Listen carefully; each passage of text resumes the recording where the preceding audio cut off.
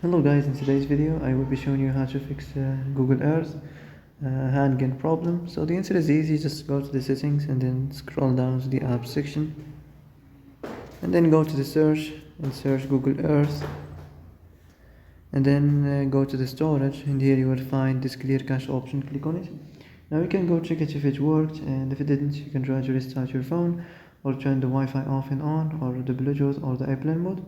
Also you can try to clear data, but be careful. If you clear data, all this application's data will be deleted. This includes all files, the settings, the accounts, the databases, etc.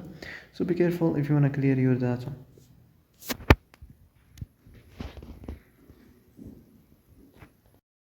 And that's it for today's video. I hope this is the answer you've been looking for. If you like this video, don't forget to like and subscribe, and see you in the next video. Thanks for watching.